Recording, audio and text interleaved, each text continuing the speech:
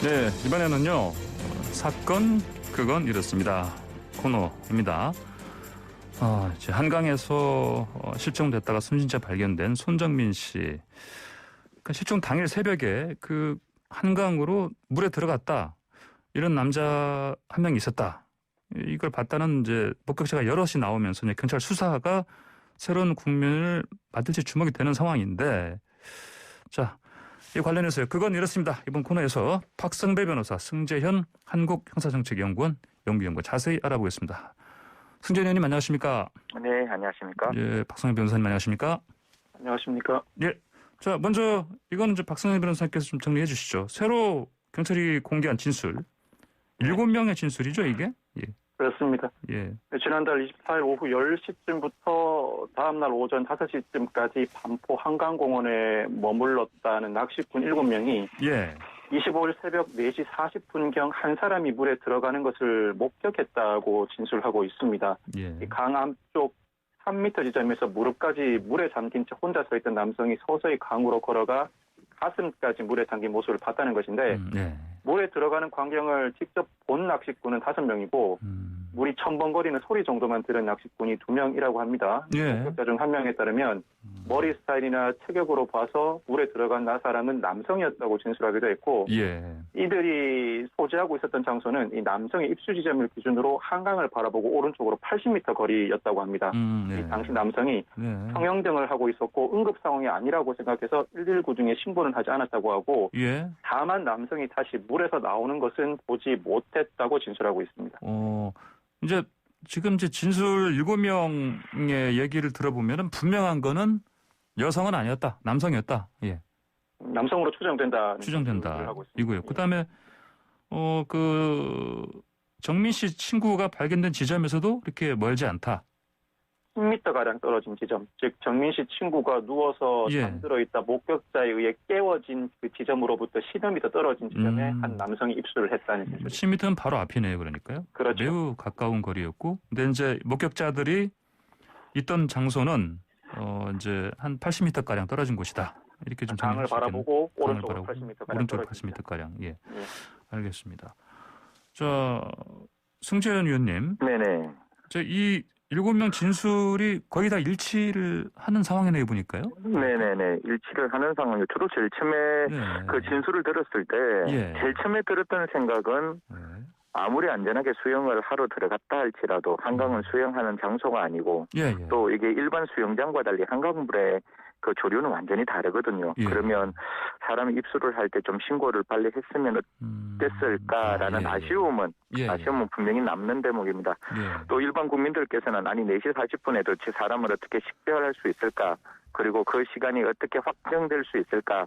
이런 많은 의문을 남기시는데요. 예. 경찰 입장에서는 한 3가지 정도로 그 부분에 대해서 설명을 하고 있습니다. 예. 이제 그날 4시 40분, 지금 아마 오늘도 4시 40분에 제가 일어났는데 예, 예. 지금도 이제 굉장히 이렇게 해가 뜨지 않는 상황이니까 80m 바깥은 식별하기가 불가능해요. 예, 예. 근데 그날은 보름달이 뜨기 그 이틀 전이었기 때문에 달이 굉장히 밝았다고 합니다. 그래서 예. 12일 날 그 나름대로의 그 진술을 확보하고 18일 날 현장 검증을 했는데요. 예. 2시 20분부터 4시 40분까지 현장을 검증해서 충분히 사람이 식별될 수 있는 가능성을 확인했고 80m 바깥쪽에서도 그 소리가 그런 물 속에 들어가는 소리가 들릴 수 있는 정도까지는 다 확인을 했습니다.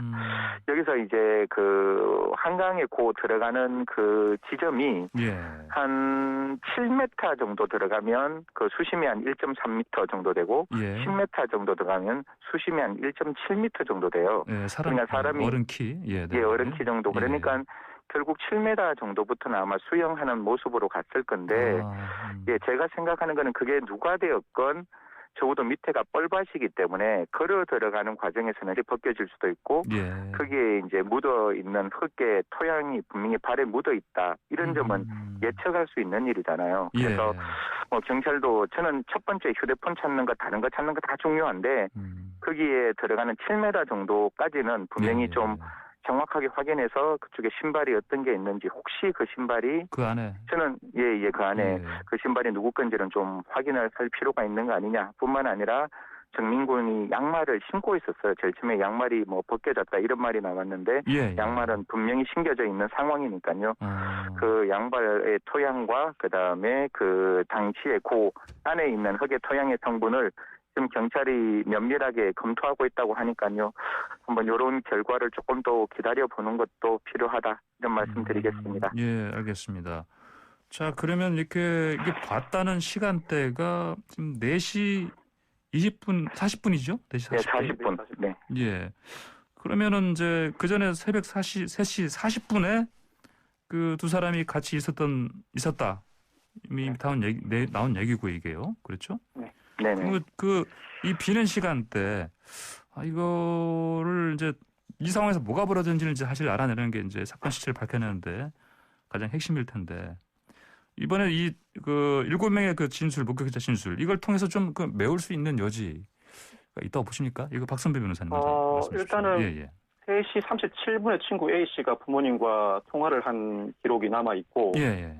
이 목격자에 따르면 4시 20분경에 친구 A씨가 혼자 가방을 메고 잔디 끝 경사면에 누워있길래 이름에 모여서 깨웠다는 겁니다. 예. 그리고 4시 33분에 친구 A씨가 반포나들목 독비구를 통과하는 모습이 포착돼 있고요. 그런데 이 낚시꾼들이 남성이 한강에 들어가는 모습을 목격했다는 시간은 4시 40분입니다. 그러니까요. 그 시간입니다. 예, 완전히 벗어난 시간 아닙니까? 예, 그 친구도 그 A씨도. 시간이고 예. 말씀드렸던 것처럼 친구 A씨가 누워서 잠들어 있던 목격자에 의해 깨워진 장소가 이 남성이 한강으로 들어갔다는 지점에서 불과 10여 미터 떨어진 지점, 상당히 가까운 지점이었다는 거거든요. 예. 그렇다면 여러 정황상 이 손 씨와 친구 A씨가 어느 시점에서부터는 분리가 된 것으로 보이는데 그렇다면 분리된 이후에 손 씨가 그 사이에 어디서 뭘 하다가 다시 친구 A씨 주변으로 돌아와서는 이제 친구도 사라지고 없는 상황이잖아요. 예. 그 상황에서 갑자기 물에 들어간다? 선뜻 납득하기 어렵기는 합니다. 이런 상황이다 보니까 CCTV 등으로 객관적으로 한강에 들어가는 남성이 손 씨라는 점이 확인되지 않는 한은 목격자들 진술만으로는 쉽게 납득을 할 수 없다 보니까 지금까지 경찰이 수사를 해오던 방식 그대로 각 시간대별로 어떤 일이 발생했는지 사실관계를 규명하는 과정, 즉 분리 과정을 온전하게 규명함으로써 그 내용을 뒷받침해주지 않으면 다수가 납득하는 결론에 이르기는 아직은 어렵지 않을까 싶은 생각이 듭니다. 예, 승재 의원님도 같은 의견이시죠? 이게 그러니까 4시 40분에 목격한 사람이 실제 정말 그 숨진 손 씨인가 이것부터 하시면 규명하는 게 먼저겠죠? 네, 사실 뭐 목격자의 진술은 진술이잖아요. 아직은 목격자의 진술에 따라서 우리는 모든 걸 열어놓고 그 들어가는 사람이 만약에 정민군이 아니더라도 분명히 들어가는 거는 그게 극단적인 선택을 했건 아니면 어떻게 됐건 그분의 생명도 중요한 생명이고 분명히 그 목격자들의 진술은 나오는 걸 보지 못했다라고 합니다. 그리고 당시 지금까지 실종자 명단 중에 6명 정도가 아직 실종이라고 하는데 그 정민군이 그러니까 목격자가 발견했다는 그 시점에서 그러니까 그분들과도 당연히 비교를 해야 되는 것이고 뿐만 아니라 제가 조심스럽게 말씀드렸지만 그 뻘밭이기 때문에 정민군이 또 이렇게 신발을 뒤를 약간 접어서 신는 듯한 느낌 그런 버릇이 조금 있다고 아버님이 말씀하셨으니까요. 제가 언론에서 봤는데 그 정확하게 누가 말씀하신지 모르겠지만 그런 부분에서 분명히 뻘밭에서 신발이 벗겨질 수 있는 가능성은 분명히 있으니까요. 그 부분에 어떤 신발을 찾는 것 그래서 모든 정황이 기본적으로 누구인지를 확인하고 그럼에도 불구하고 그게 만약에 정민군이라고 확인됐다 할지라도 박승배 변호사님 말씀대로 왜 강으로 들어가게 되었는지에 대한 원인을 좀 어렵겠지만 반드시 찾아야겠죠. 아까 그 박성배 변호사님 말씀 주신 대로 그냥 아무 생각 없이 그 물을 싫어하는 정민군이 그렇게 한강 안으로 뚜벅뚜벅 들어간다는 거는 제가 정민군 아버님이라도 이해될 수 없는 부분이고 그게 뭐 술이라고 하더라도 뭐 많은 프로파일러들께서 술이 문제다라고 하시는데 사실 우리가 술을 술이 얼마만큼 먹었는지도 잘 몰라요. 사실 그게 우리가 그 술을 찾는 종류의 양이 그만큼 많고 그 소주의 어떤 그 전체의 양이 한 2리터 정도 되니까 그걸 다 먹었다고 생각했을 때 또 그건 사람마다 다 다를 수 있는데 그런 과정에서 혹시 비정상적인 행동을 할 수 있는 가능성은 분명히 열려 있지만 그런 부분도 조금 꼼꼼하게 챙겨야 되지 않느냐라는 말씀 드리겠습니다. 예, 승 의원님 말씀은 그러면 지금부터 일단 당장은 혹시나 손 씨가 그 신고 있었을 신발을 그 뻘을 뒤져서라도 일단 찾아내는 거 그게 제일 먼저라고 제안하신- 생각합니다. 예, 알겠습니다. 자, 그러면요. 이제 목격담을 경찰에 공개했는데 경찰이 이제 그러면 아무래도 그 수사 이걸 뭐 방향이라고 하긴 좀 그렇고요. 그 무게를 아무래도 사고사 쪽으로 그럼 두고 있다. 이런 조짐으로 좀 봐야 되겠습니까? 사고사로 단정했다고 보기는 어렵지만 단정은 아니죠. 당연히 지금요. 할 수가 없죠. 목격자들의 진술이 상당히 의미 있다고 판단하는 건 맞는 것 같습니다. 그 이유가 여러 제보들이 들어오고 있음에도 불구하고 경찰이 그 제보들을 곧바로 언론에 발표하지는 않습니다. 네. 이 목격자들 진술의 경우에는 이 경찰이 곧바로 발표를 한 것이 아니라 이미 지난주에 조사를 마쳤습니다. 즉 지난 12일에 목격자 조사를 처음 시작해서 다음 날 목격자 7명 조사를 다 마치고 17일부터 18일에는 현장 조사까지 마친 상황이거든요. 이 정도면 일주일 이상 조사를 해본 결과 상당히 의미 있는 목격 진술이라고 판단하고 언론 보도로 발표를 한 것입니다. 이 목격자들 진술이 상당히 의미 있다고 판단하는 것 자체는 맞습니다. 그런데 이 사건의 어려운 점은 유일한 동석자인 친구 A씨가 술에 취해 기억나지 않는다고 진술하기 때문입니다. 일반적인 수사는 사실이든 허위이든 진술이 존재하고 그 진술을 바탕으로 증거와 정황을 파악해서 진술과 증거 정황과의 비교 분석 과정을 통해 사건의 실체관계를 밝혀 나가는 것이거든요. 그런데 이 사건은 그렇게 하지는 못하니까 시간대별로 즉 증거와 정황을 먼저 확보한 다음 역으로 목격자들을 찾아 나가서 시간대별로 사건을 재구성하는 절차를 밟아 나가고 있습니다. 그런데 그 와중에 방에 들어가는 남성을 보았다는 목격자들의 진술이 존재하다 보니 이 진술을 토대로 이 진술이 신빙성이 있는지 그 강에 들어간 사람이 정민군이 맞는지를 파악하는 작업, 즉 일반적인 수사 절차를 병행하고 있는 것입니다. 즉 일반적인 수사 절차가 아닌 시간대별 사건 구성이라는 상당히 어려운 과정을 밟아 나가면서도 의미 있는 목격 진술이 있을 때는 일반적인 수사 절차를 진행하고 있는데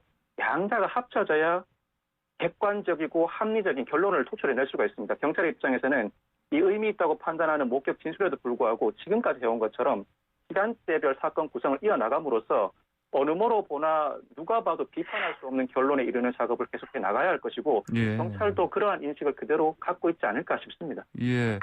제가 한 말씀 잠깐만 더 보태드리면 혹시 제가 저번 주에 그런 말씀을 드렸어요. 그 A 씨가 어머니하고 같이 아버님하고 같이 이제 자동차를 타고 오는 과정에 있어서의 차량의 블랙박스가 매우 중요하다. 그 안에서 어떠한 진술을 했는지가 사실상 진술의 신빙성을 확보할 수 있다라는 말씀을 드렸고 경찰된 입장에서도 사실 굉장히 많은 조사를 했더라고요. 그래서 차량의 타고 온 차량의 블랙박스도 확인했고 가택에 있는 혹시 뭐 다른 물건이 있는가 싶어서 수색하는 것도 허용했고 여러 가지 다른 어떤 포렌식을 다 완성을 했음에도 불구하고 그 안에서 특별하게 유의미한 내용이 나오지는 않았지 않았을까. 만약에 그 내용 중에 뭔가 객관적인 범죄 사실과 연관되는 내용이 나왔으면 아마 적극적으로 A씨에 대해서 더 수사를 진행했을 건데 사실 지금까지 A씨는 여전히 참고인이고 우리는 수사가 아니라 지금도 조사라고 이야기를 할 수밖에 없는 대목이기 때문에 그게 다 목격자까지 나와서 아마 언론에서 그렇게 이야기하는 듯해요. 혹시 사고사 쪽으로 보는 게 아니냐라고 하는데 그럼에도 불구하고 박성배 변호사님이나 저나 이거는 모든 가능성을 열어놓고 수사를 해야 되겠죠.